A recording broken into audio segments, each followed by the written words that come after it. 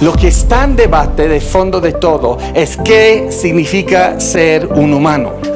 Los profesores les van a dar toda una explicación. Les estamos entregando para adoctrinamiento en las universidades si no les ayudamos a entender lo que está pasando. Muy débiles y pequeños a muy complejos, estamos evolucionando. Tú y yo simplemente somos animales. ¿Se acuerdan que les dije que el debate tiene que ver con qué significa ser un humano? Tú y yo solamente somos animales evolucionados. Si Dios nos hizo, entonces, ¿cuál es el propósito final de la vida? Pero si tú y yo somos el desecho animalesco de un universo aleatorio, no vivimos para la gloria de Dios. Ahora ven que todo tiene que ver con cómo defines qué es un ser humano. Interpretar toda la historia a través de evolución societaria. Vamos desde caos a utopía. En otras palabras, Él está enseñando otro evangelio.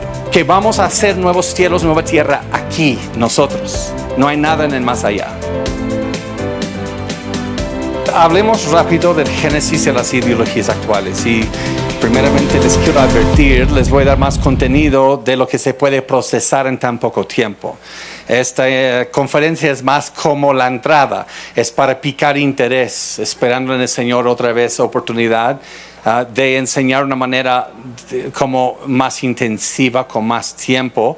Pero también en los libros puede ver las explicaciones más profundas. Hace 3 semanas en Monterrey, donde vivo yo, estuve en viaje, creo aquí en Bogotá, estuve aquí hace 3 semanas también en Bogotá.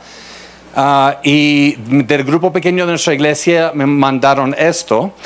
Es una imagen de el currículo escolar que el gobierno de México quiere poner en la primaria, creo, para niños. Y también vivimos en un tiempo de cultura de cancelación. Si no te pueden detener legalmente, entonces te van a cancelar de plataformas. Por ejemplo, los 2 libros de ¿Por qué Dios me hizo niño? ¿Por qué Dios me hizo niña? Vean lo que pasó aquí en Colombia con una librería. Hace 8 días enviamos este anuncio a todos nuestros clientes anunciando 2 libros nuevos. ¿Por qué Dios me hizo niño? Y ¿Por qué Dios me hizo niña? Escritos por Joe Owen y publicados por Editorial CLC.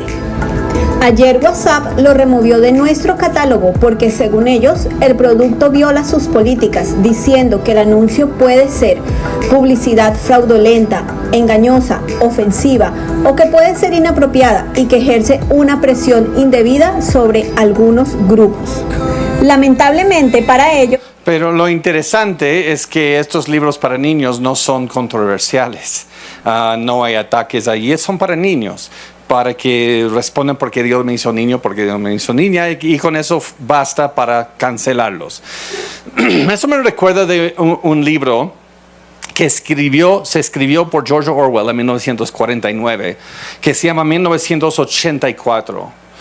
Este libro habla de una distopia, es una novela ficticiosa, pero cada vez más parece que es la realidad, donde habla de un futuro en cual lo que llama el gran hermano siempre te cuida, lo que dices, lo que piensas. Hay pantallas por doquier en el mundo occidental en este libro que escuchan y tienes que hablar en neolengua.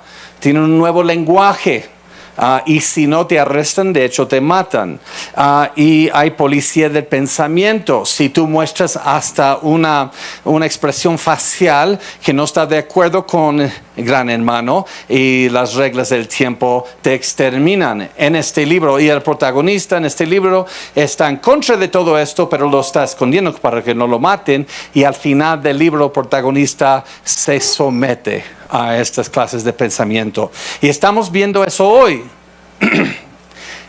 Ten cuidado lo que dices. O vamos tras ti, o vamos por ti. Entonces, lo que quiero ver es que lo que vamos a ver hoy, lo que vieron en la ponencia actual, mucho de lo que vamos a ver hoy se basa en este libro que está aquí, que tuve el privilegio de escribir, Autonomía Sexual en el Mundo Postmoderno, y los libros para niños, ¿Por qué Dios me hizo niño? ¿Por qué Dios me hizo niña? Pues lo que estamos viendo hoy es lo que dijo Carl Trueman en su libro El origen y el triunfo del ego moderno. Les recomiendo mucho ese libro. Es un poco académico, pero vale la pena. Él dice que el mundo occidental, vamos de mimesis a poiesis. ¿Qué quiere decir eso? Mimesis es la suposición en el mundo occidental en el cual usted y yo vivimos, siempre ha sido históricamente que somos diseñados. Tenemos un creador, aunque se debate cómo se le puede conocer, etcétera, pero siempre se ha asumido que somos diseñados, que ser un humano es algo que fue intencional. Pero ahora vamos a poiesis, es la idea de que somos el desecho de un universo aleatorio, no hay Dios. Así que no fuimos intencionados, nuestra vida es un gran accidente, entonces hagamos y definamos la vida según nuestras perspectivas subjetivas. Y eso es lo que se está debatiendo detrás de todo esto. ¿Qué significa ser humano? Y José Páez les compartió un poco de la imagen de Dios. ¿Se acuerdan la primera ponencia que vemos en Génesis 1, 27 y 28? Él les habló acerca de Adán, la palabra en hebreo Adán, que conllevaba tanto el hombre como la mujer. Por ende, el hombre y la mujer son hechos a imagen y semejanza de Dios. Y vieron esta palabrota estructural. Y perdón por tanto término teológico cuando vamos a hablar de la apologética. Pero que en esencia lo que somos es imago Dei, la imagen de Dios. No solamente somos portadores de la imagen de Dios, dice el apóstol Pablo en el Nuevo Testamento que somos imagen de Dios. En esencia. ¿Okay? Por ende, también Dios nos creó seres relacionales.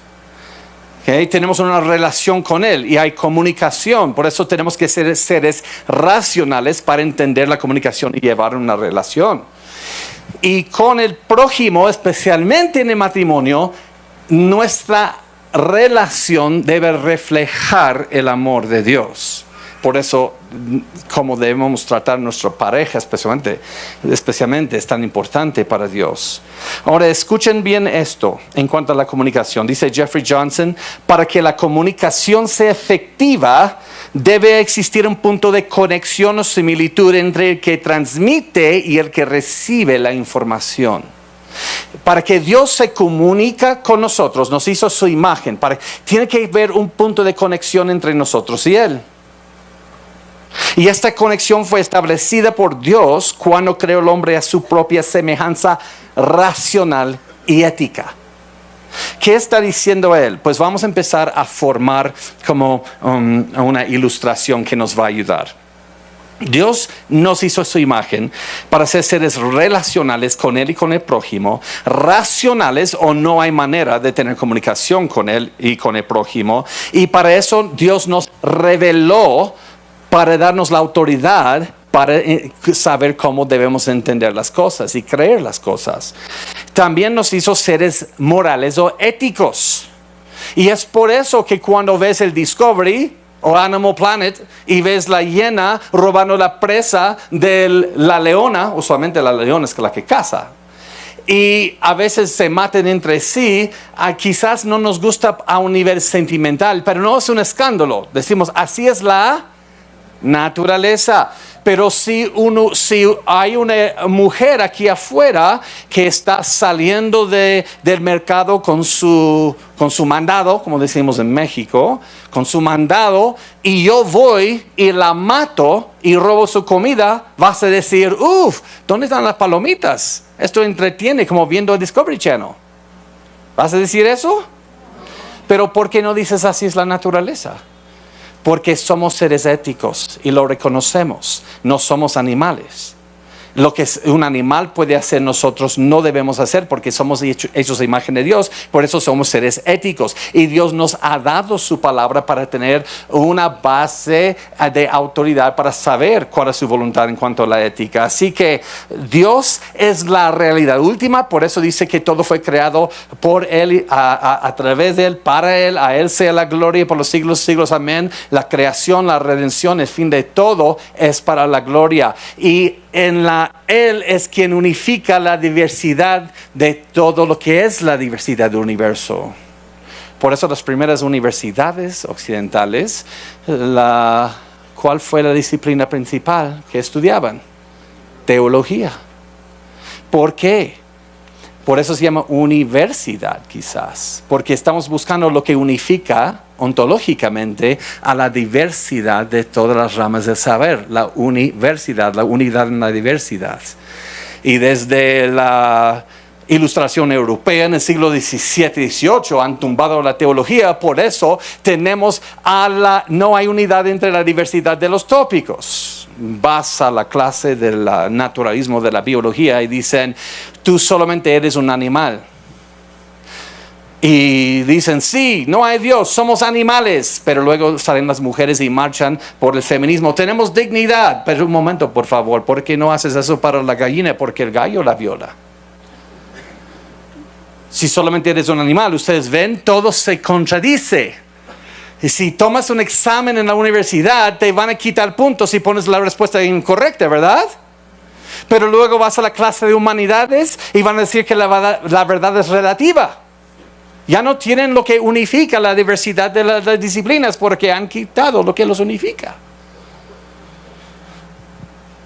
Y también tenemos conocimiento y somos seres éticos. Ahora, solo estoy dando unas definiciones para ya arrancar en la apologética.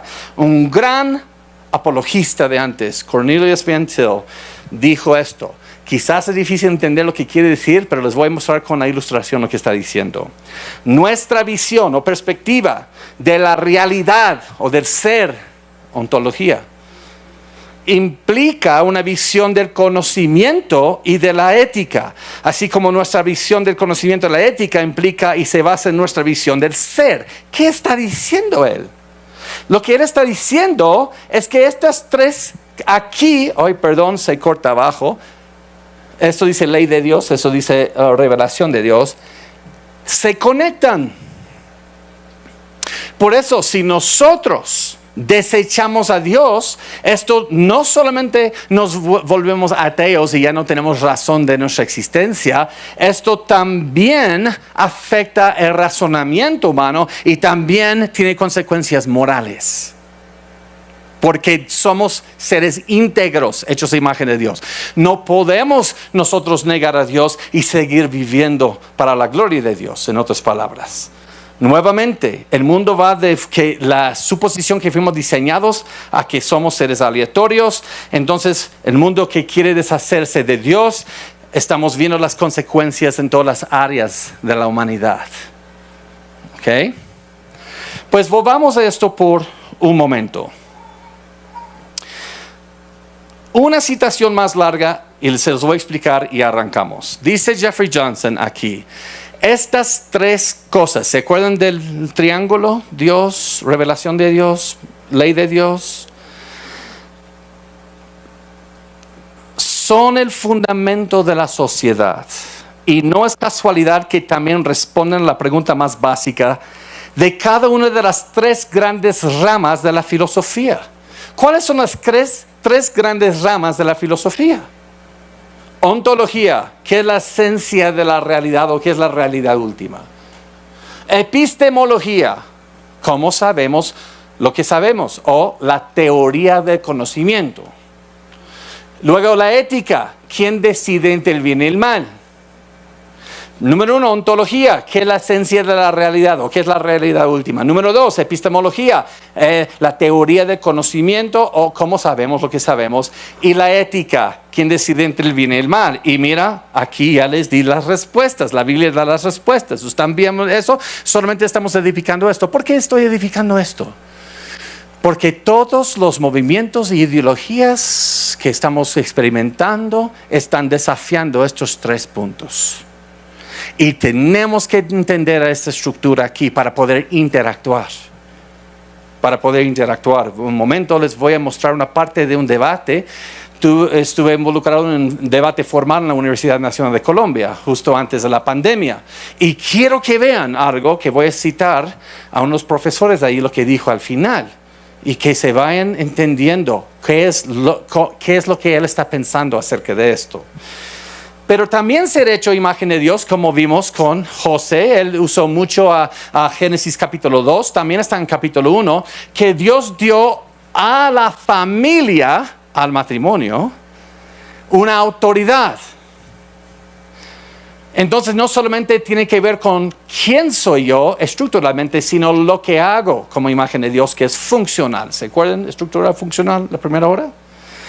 Y esta autoridad es dada directamente a la conciencia del individuo. Por eso cuando la Iglesia y el Carlos V y el Papa Pío dijeron a Martín Lutero, niega lo que escribiste. ¿Qué dijo él?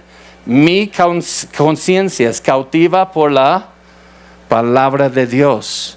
En otras palabras, hay un equilibrio entre autoridad que Dios ha dado en las instituciones.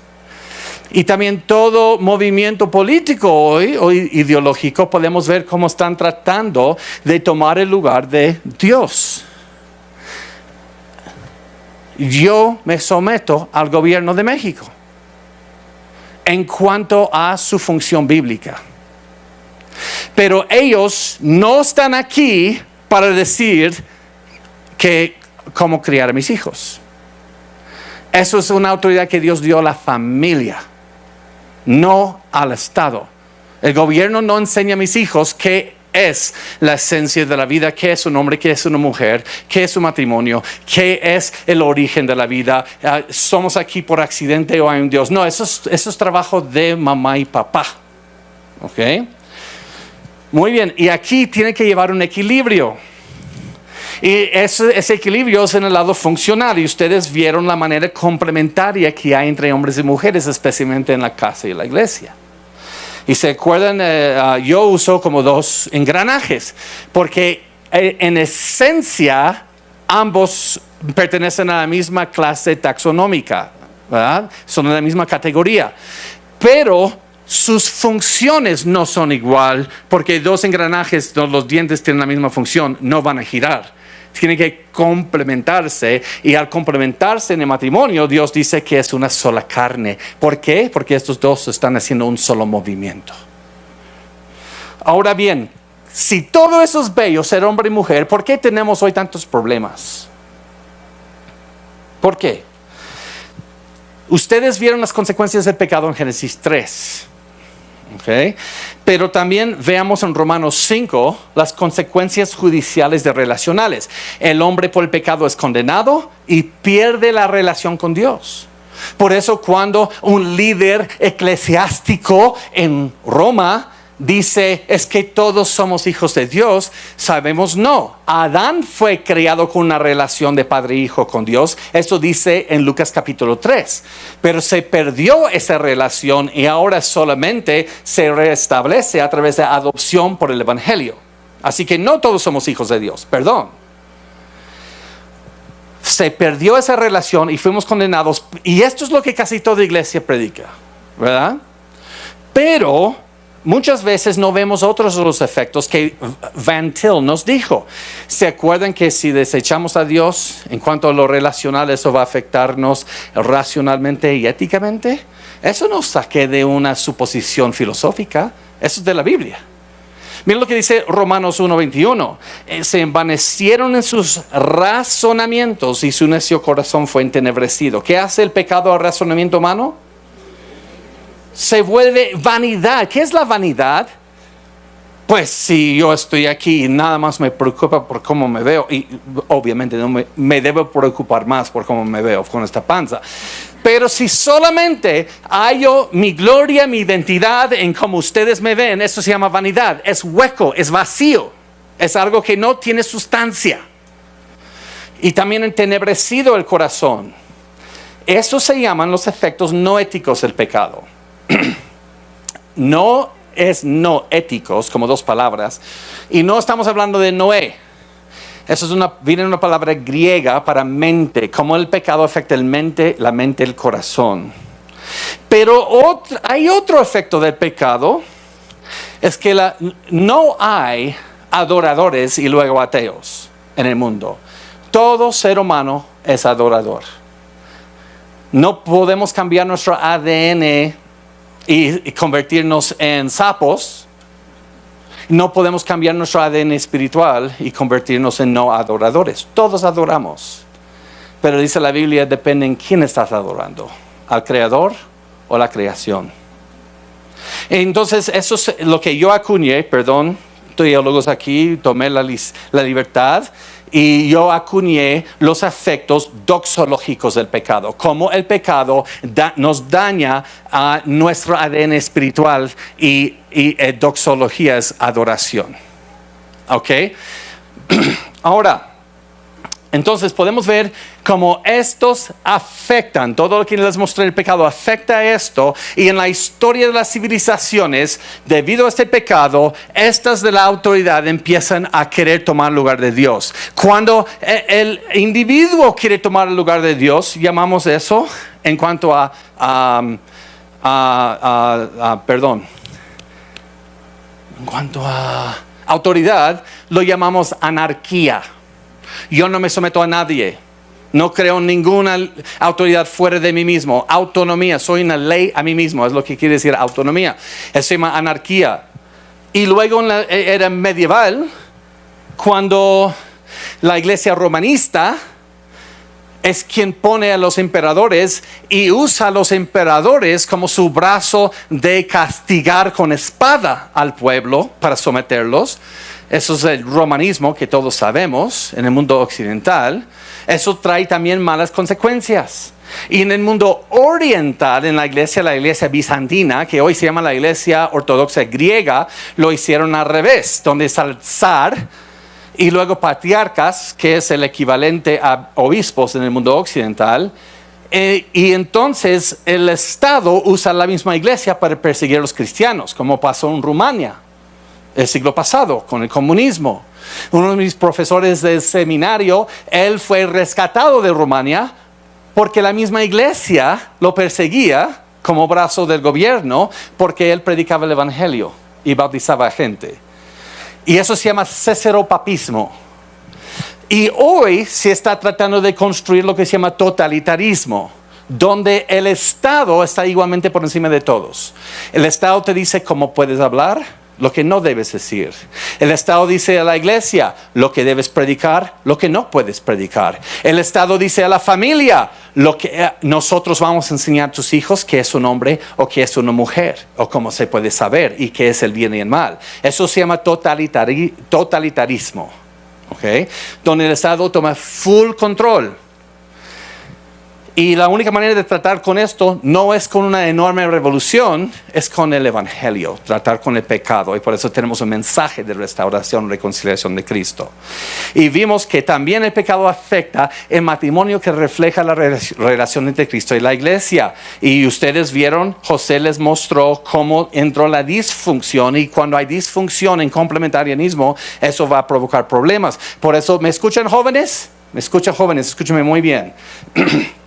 Perdonen que su mamá le dijo, quien es cristiana quizás, hija, no te cases tan joven, el matrimonio trae muchos problemas. Tu madre lo dijo en ignorancia, perdón. Y hay que perdonar a tu mamá también. Nunca quiero escuchar a un cristiano decir eso. Ningún matrimonio bíblico ha traído un problema jamás. Lo que trae problemas son el pecado nuestro, no el matrimonio. ¿Ok? Porque ¿cómo se resuelve problemas en el matrimonio? No echando la culpa al matrimonio, sino arrepintiendo nuestro propio pecado. El matrimonio no da problemas, lo que da problemas es tu pecado. Y cuando hay dos personas que se casan en la iglesia, bien discipulados, creados en la iglesia, ten por seguro que son dos pecadores egoístas, están por entrar en un pacto y van a necesitar la gracia de Cristo para crecer en la gracia y aprender de dejar su egoísmo y que todo se trate de mí y empezar a vivir por la gloria de Cristo. Y eso no pasa de una noche a otra. Eso es lentamente por la gracia del Señor en discipulado. ¿Okay? En otras palabras, lo que antes Mi trabajo era, Dios me recuerda quién soy en Cristo, y luego mi comunicación con mi esposa debe en su debilidad recordarle quién es en Cristo cuando ella tiene dudas, cuando ella se siente menos, cuando ella se siente humillada, que ella no puede como mamá. Y mi trabajo no es decir, ¿verdad que no? Porque yo recuerdo las veces que no hiciste eso. No, mi trabajo es pastorearla, ministrarla y recordarle quién es en Cristo. Yo he de ministrarla, pero ahora debido al pecado, como vemos en matrimonio incluso en la iglesia, muchas iglesias hoy, el matrimonio tiene que ver conmigo. Ya no siento mariposas en mi estómago, voy a dejar a mi esposa y mis hijos y buscar una más joven. Y por eso hasta escribimos libros, 5 lenguajes de amor, para que mi esposa aprenda cómo alimentar a mi ego, porque todo se trata de mí. Ahora, no estoy echando mucha tierra a ese libro, yo conozco al autor, pero también me gustaría tener otra conversación con él. Pero asegúrate, hermano Chapman, que no estás enseñando a humanos egoístas cómo alimentar el egoísmo del otro al aprender su lenguaje. No, yo no busco lo que mi esposa me puede dar a mí. Yo la veo como Cristo ve a la iglesia. Y la iglesia tiene 2000 años como indiferente. La iglesia es adúltera, idólatra. Y Cristo sigue persiguiendo su iglesia con amor, y entonces es la única manera que yo puedo responder a mi esposa. Y cuando ambos empiezan a hacer eso, de repente el matrimonio se vuelve feliz, aunque no lo creas. Eso sería otra conferencia. Aprendí eso hace 10 años. Ya empecé a escribir un libro con CLC que se llama Cuando la ira apaga el corazón de tu esposa. Así que espero un día lo puedan aprender. Los primeros años aún en Cristo, en mi matrimonio, con mi esposa y yo conocimos a Cristo ya casados, y yo tenía tanta ambición ministerial para plantar iglesias que yo empujé a mi esposa. Eso para el reino de Dios, no eres tan espiritual. La empujaba y ella me estaba dando 6 hijos tratando de estar al día. Empezó a tener ataques de pánico, 4 veces en un año en el hospital, y decíamos, ¿qué le pasa? Se está haciendo así como paralizada, casi creyendo que se va a morir. El doctor me decía cada rato, no tiene nada. Entonces, ¿por qué hace eso? Porque está bajo mucha presión. Entonces el doctor como me mira, no eres muy inteligente, señor Owen, si no estás agarrando la onda, ¿no? Y me di cuenta, soy yo. Y tuve que hacer un exégesis solo de Efesios 5. Me di cuenta, mi esposa no es mi socio, es mi esposa. Socios, 2 socios ven, estos son tus responsabilidades, esos son mías. Y si yo veo que yo estoy diciendo y tú no, ay, vengo, ¿qué te pasa? Es el reino de Dios, que eres poca mujer, que no tienes fe. No. Ella no es mi socio, es mi esposa.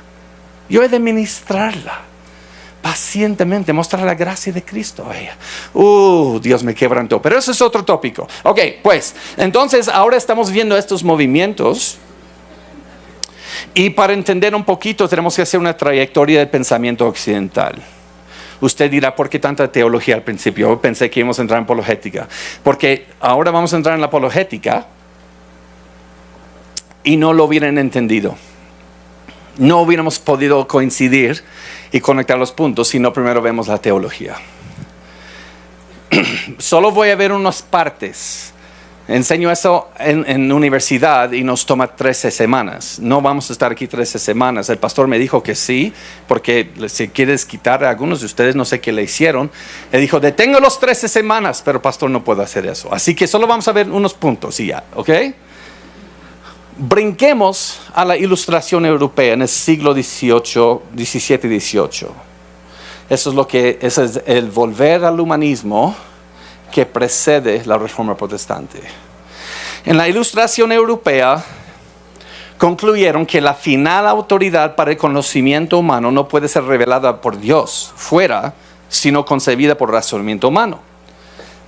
Y una buena manera de razonar, que se llama razonamiento deductivo, lo deificaron. ¿Qué quiere decir eso?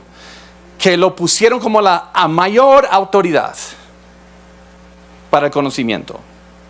Y aquí es donde nace la teología liberal moderna, cuando empiezan a decir, pero según el razonamiento humano, las vírgenes no dan a luz, la gente no camina sobre agua y no multiplican panes y peces,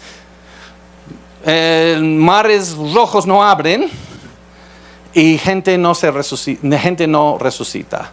Y empiezan a decir que todo eso es fantástico, Y no es cierto. Era metafórico, simbólico. Y es porque todos los milagros en la Biblia no coinciden con el razonamiento humano, la experiencia humana. Y empezaron a reinterpretar todo en la Biblia, que es fantástica. Fantástico no es, ¡ay, qué fantástico! Fantástico literalmente quiere decir algo que es más allá de explicación humana. ¿Ok? Entonces dicen, aún vamos a creer en Dios, pero vamos a negar mucho de la Biblia. Y luego dijeron, entonces nada en la Biblia es creíble, y fueron del liberalismo, a lo que se llama deísmo, donde Dios no tiene ninguna interacción con la creación. Y los puritanos británicos escribían en contra de ellos y fueron del deísmo al ateísmo. No hay Dios. ¿Se acuerdan de esto que les mostré antes? Volvamos a ese triángulo. En la ilustración europea, botaron la revelación de Dios y pusieron como su fuente epistemológica el racionalismo del hombre. Ustedes ven, por eso les di el triángulo, porque cada movimiento vamos a ver qué tiene que ver con esto. Y luego adoptaron una filosofía griega del tiempo de Jesús que se llama naturalismo. La idea del naturalismo es ahora cómo cambiar a Dios e ir al ateísmo, materialismo como mi fuente ontológica. ¿Qué es ontología? Que es la esencia de la realidad, que es la realidad última. El mismo universo es mi madre, es mi padre, es mi Dios, es mi diosa. ¿Ok? Madre tierra, en otras palabras. No hay Dios. El naturalismo materialista propone que el universo es un sistema cerrado. ¿Qué quiere decir sistema cerrado? Los ingenieros aquí ya están pensando sistema cerrado con...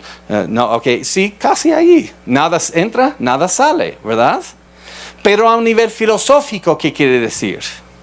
Ok, ustedes entienden que es una dimensión, ¿verdad? Como un punto. 2 dimensiones, un cuadro.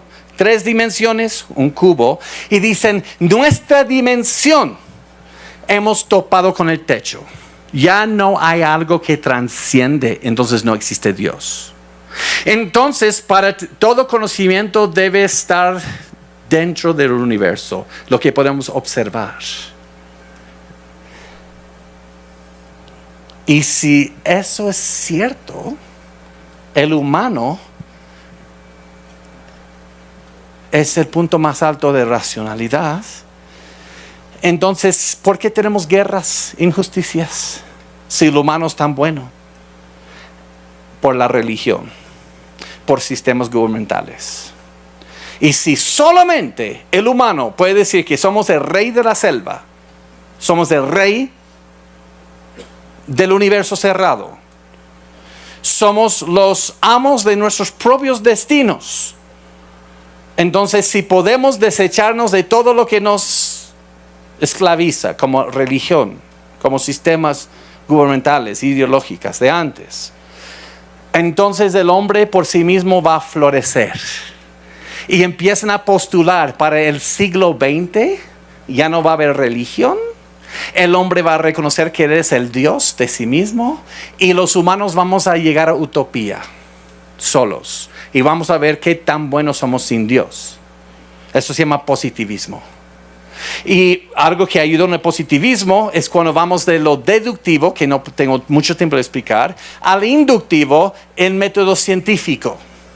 ¿Y el método científico es bueno? Sí. ¿Está en la Biblia? Sí, Salomón estudiaba insectos. Hebreos 1, versículos 1 al 3, nos muestra el razonamiento deductivo, inductivo y cómo someterlo al señorío de Cristo, porque Él es quien gobierna todo el cosmos. Entonces, cuando aprendemos de las leyes naturales gravitatorias, estamos viendo cómo el Hijo, Dios Hijo, gobierna el universo, sostiene el universo y podemos darle la gloria con todo lo que estudiamos. Pero ellos dicen, no, vamos a deificar el método científico, es Dios. Es lo último. Y eso se llama empirismo. Ten cuidado en no confundir ciencia empírica con empirismo. Usamos ciencia empírica, pero no somos empiristas. El empirismo es decir que el único conocimiento que el humano puede tener tiene que venir a través de los 5 sentidos. Ustedes han oído a gente hablar así. Cuando les hablas del evangelio, ¿y qué dicen? Yo creo en lo que veo. ¿Han oído eso? Eso es empirismo.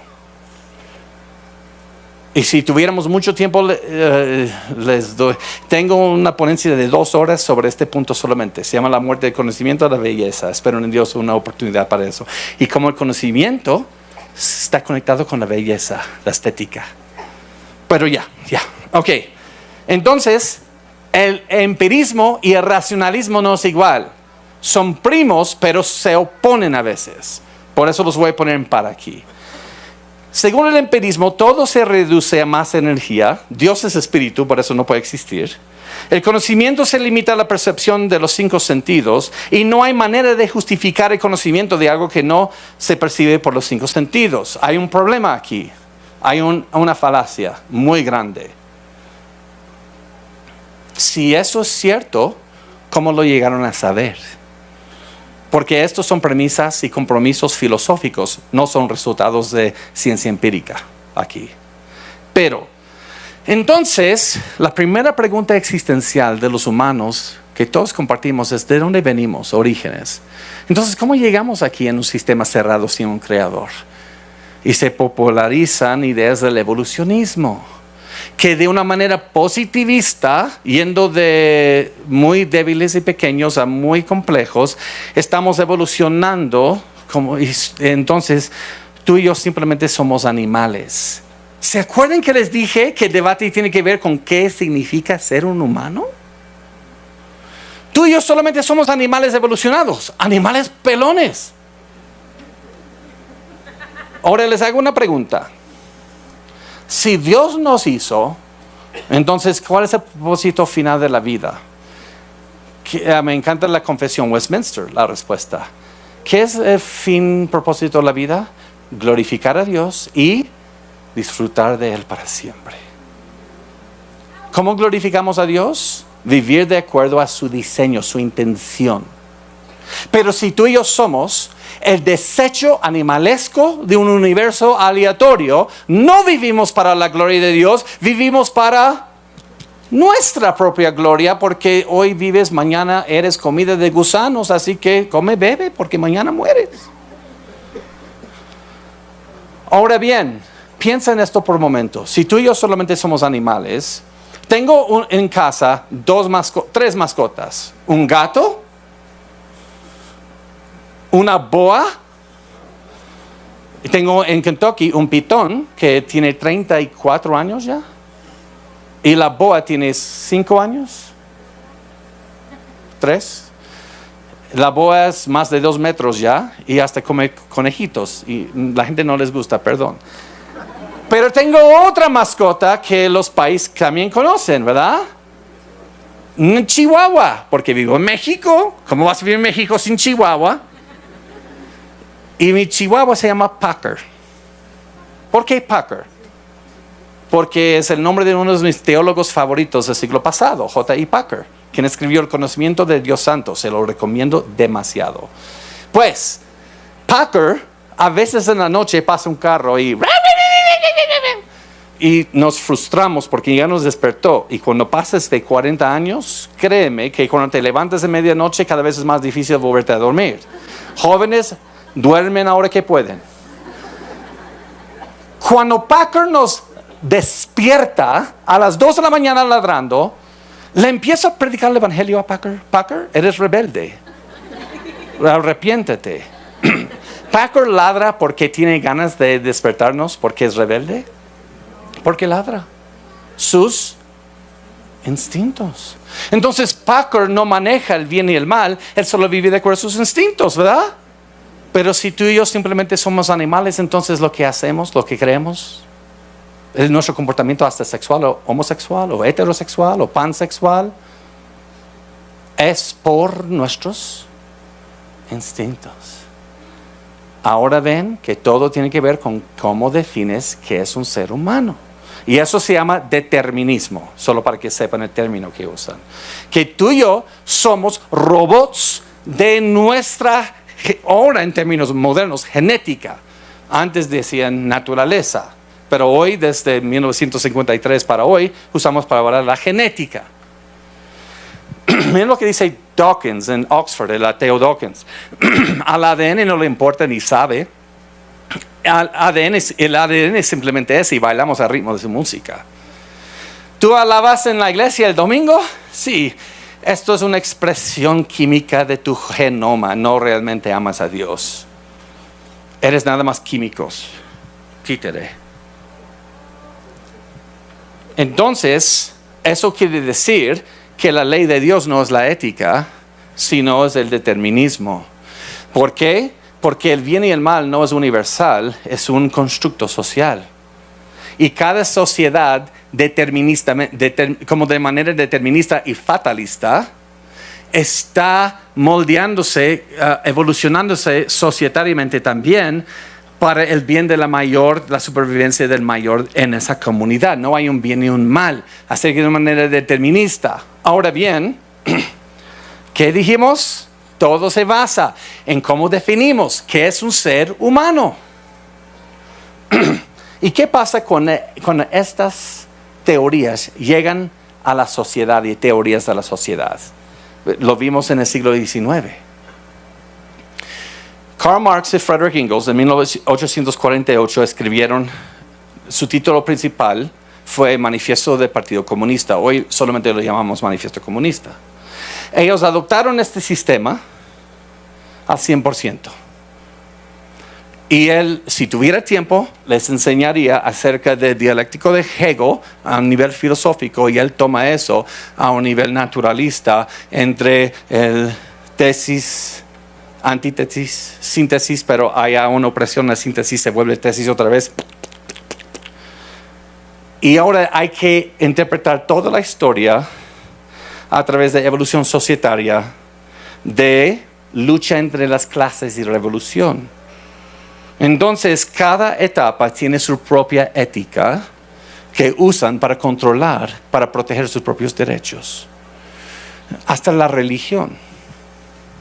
Y él dice que de manera determinista vamos hacia un puro comunismo, vamos desde caos a utopía. En otras palabras, él está enseñando otro evangelio. Está diciendo que vamos a hacer nuevos cielos, nueva tierra aquí, nosotros. No hay nada en el más allá. Pero ¿qué pasa? ¿Por qué aún no las clases oprimidas no se han levantado a hacer revolución para llevarnos a esto? ¿Por qué aún no? Por el opio del pueblo. ¿Qué es? La religión. ¿Por qué la religión? ¿Por qué la religión? Porque si eres parte de la clase oprimida, no vas a unirte para pelear en revolución, porque estás cantando de resurrección. Tu esperanza es para una promesa de un Mesías judío de hace 2000 años. Y tú te dejas oprimir porque esperas en lo porvenir. Y él dijo, si solamente quitas a Dios, todo lo que tiene que ver con la eternidad, los oprimidos se van a unir y van a pelear para hacer su gloria aquí. Entonces lo que estorba el progreso es el opio del pueblo, que es Dios. Pero ya quitaron a Dios del mundo académico, y perdón por esto, está cortado, pero realmente les hago una pregunta. ¿Quién enseña a cada siguiente generación acerca de Dios? ¿Es el colegio? ¿Es la universidad? Padres. Entonces, ¿basta con quitar a Dios del mundo académico? No. Entonces, los padres usan su autoridad a un niño que no tiene pensamiento crítico y los obligan a creer en Dios. Entonces, ¿cómo quitas a Dios? Desafías la autoridad de cada institución y pones un nuevo estado por encima de todos. Formas un estado ateísta. Y eso fue el proyecto de la Unión Soviética, ¿no? Y claro, siempre que vengo a Colombia o Perú, especialmente en universidades de aquí, por ser rubio, me voy a pintar el pelo negro porque dicen, ay, vale, imperialista. Mis hermanos, invíteme a una conferencia de hablar de los daños del capitalismo también, especialmente en la iglesia. Yo no vengo en el nombre de Trump, aunque tengo el mismo pelo. Y yo tengo propias opiniones personales acerca de sus sistemas, pero no los comparto. Yo estoy hablando de las ideologías filosóficas en las bases y lo que quieren lograr. No me cierran los oídos porque ahí viene el hijo de Donald Trump que viene a Colombia, porque en la Universidad Nacional de Colombia el profesor Andrade dijo que estos imperialistas vinieron a Colombia para matar al latino. Dijo esto en el debate. Y dijo, pues mi esposa es latina y no la quiero matar a besos. Pero ustedes ven, y luego un grupo de ateos en el debate se enojaron. ¿Y cómo terminó el debate, José? 20 minutos, gritadero, y los de seguridad nos tuvieron que ayudar para salir con bien. Fueron gritaderos, los levantaron con esas palabras. Pues, hay que desafiar la autoridad en cada una de esas instituciones y quitamos a Dios. ¿Tuvieron éxito en quitar a Dios? No.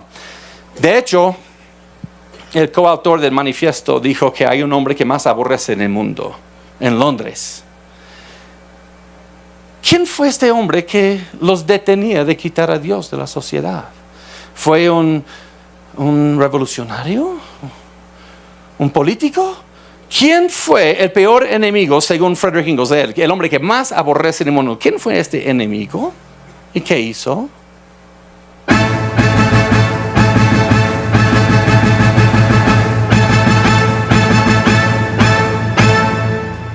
Soy nerd, permíteme, por favor. De nuestra gran convocatoria, anunciar las virtudes de aquel soberano creador y deleitar.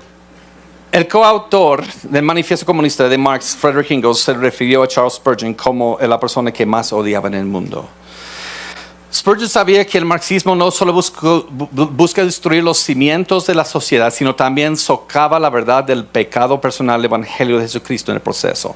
Enseña que no existe pecado personal. Todo malo tiene que ver con problemas y opresión sistémica. No es del individuo. El Evangelio es que somos salvados a nivel del individuo por nuestro pecado. Y esto dice, no, el problema es sistémico. Y él dice, tenemos que hacer nuevos cielos, nueva tierra aquí. Olvídate del más allá. Por eso Spurgeon enseñaba en contra de esto. Pero Spurgeon no fue el único que dijo, dejen de ser positivistas. Hubo un ateo que les advertía que positivismo, que vamos a florecer sin Dios es bueno. Y él es uno de los hombres más malentendidos en la historia reciente. Friedrich Nietzsche. ¿Han visto la serie de películas Dios no está muerto? ¿Saben por qué dan ese título, Dios no está muerto? Por la palabra del hombre loco, en el libro Gaia Ciencia de Friedrich Nietzsche, cuando él acuña el término Dios está muerto. Nietzsche no estaba tratando de enseñar que Dios está muerto, aunque fue ateo. Estaba diciendo, ustedes dicen Dios está muerto y no saben las consecuencias que vienen. Él estuvo advirtiendo en contra de eso. Y mucha gente no entiende eso. En 1882, en la Gaia o la Dichosa Ciencia, tiene una parte del libro que se llama La Palabra del Loco. Y habla de un loco que se lanza en el mercado ante la gente y grita, ¿dónde está Dios? ¿Dónde está Dios? Y la gente en el mercado que estaba allí, y ellos representan los ateos de la Ilustración Europea, empiezan a burlarse de, ¿se te perdió? ¿Se te ha escapado tu Dios? Y el loco dice, ¿dónde está Dios? Les voy a decir, lo hemos matado tú y yo. Dios ha muerto. Ahí es donde se acuña ese término. Y luego empieza a decir, pero ¿cómo? Ahora ya se borró el horizonte. ¿Cómo borramos el horizonte? Ya no hay un arriba y un abajo. ¿Qué está diciendo el loco? Que estamos celebrando en el mundo occidental que hemos dicho que Dios filosóficamente está muerto, pero aún estamos creyendo en el bien y el mal y dignidad y derechos como si fuéramos hechos a imagen de Dios. Y el día que él dijo maduraremos, usó ese término, el día que nos maduramos nos vamos a dar cuenta que ya no hay bien y mal y va a haber pura tragedia. Y él profetizó que el siglo XX va a ser el siglo más sangriento en toda la historia humana. No va a ser positivista. Y en el siglo XX tuvimos 123 millones de muertos en genocidio y en guerra. Eso es más que los 19 siglos anteriores combinados. Tuvo razón. Y los del mercado se burlaban de él. Y luego el loco lanza la lámpara al piso, enojado, y dice, por lo que parece llegué temprano. ¿Qué está diciendo? Aún no están listos para entender las consecuencias de decir Dios está muerto. Entonces él dice todo esto, Y, como dijo Van Til, como veremos más adelante, debido a que el hombre buscó este ideal inalcanzable, se trajo sobre sí mismo un sinfín de aflicciones. Spurgeon advertía, no. Nietzsche advertía, vamos a tener problemas, el hombre no va a ser positivista. Y algo pasó. ¿Cuánto tiempo? 5 minutos. ¿Mande?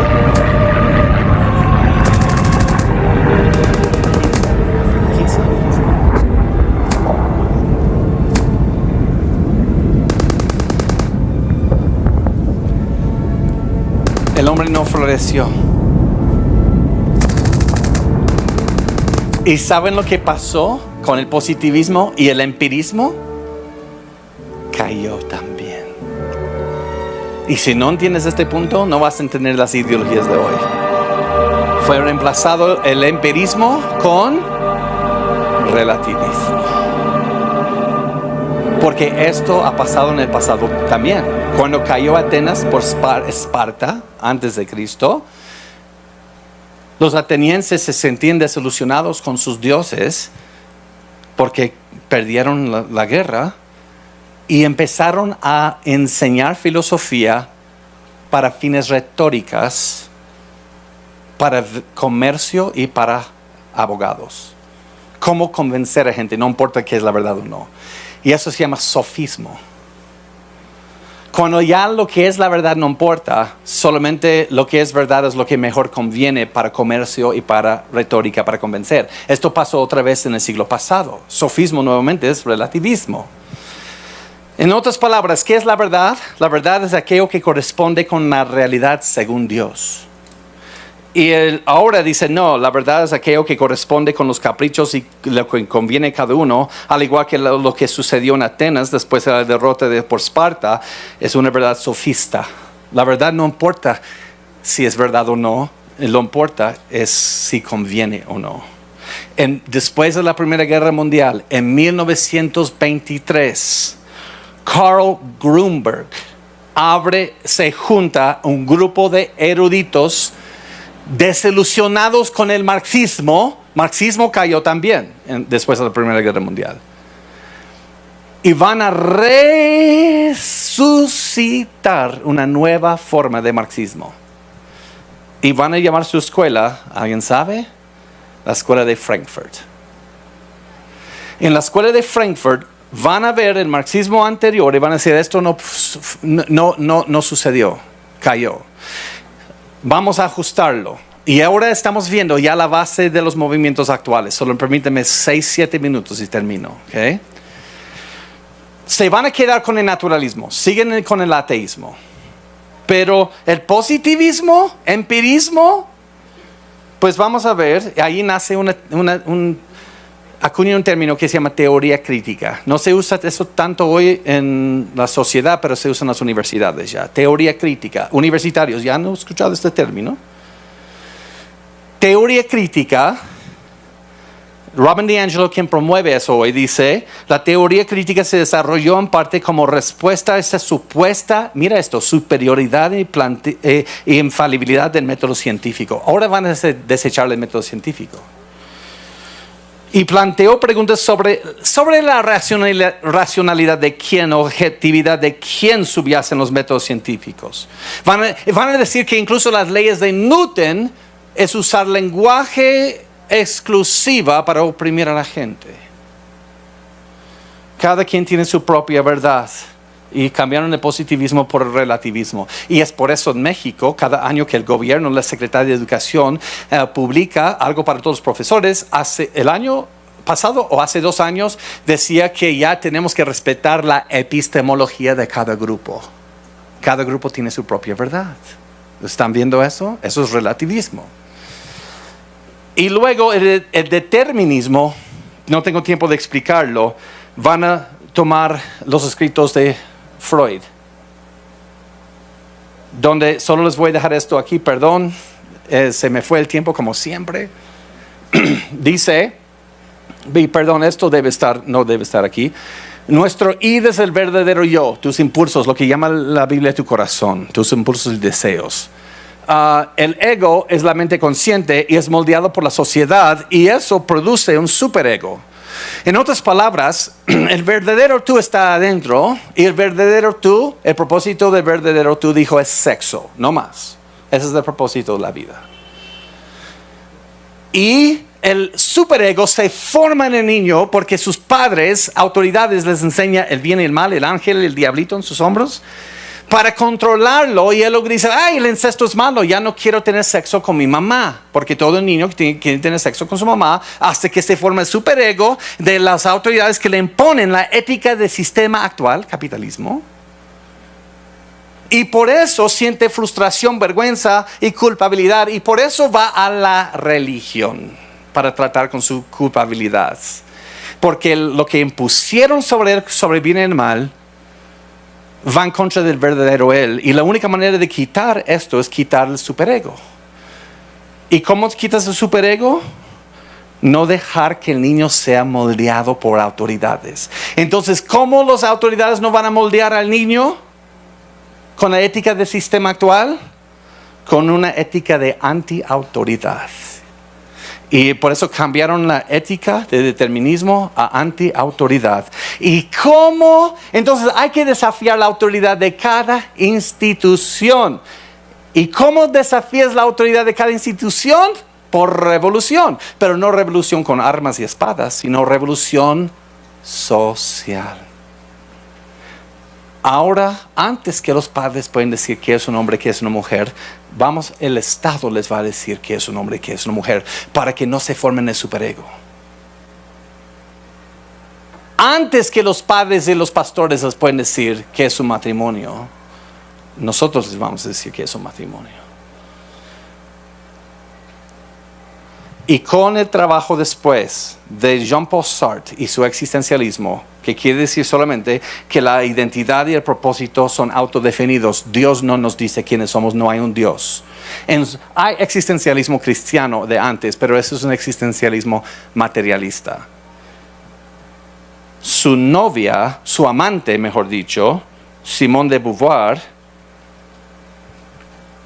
tomó su existencialismo y en su libro de 1949, Segundo Sexo, ella dijo, la hembra es mujer en la medida en que se siente como tal. Algunos datos biológicos esenciales no forman parte de su situación vivida.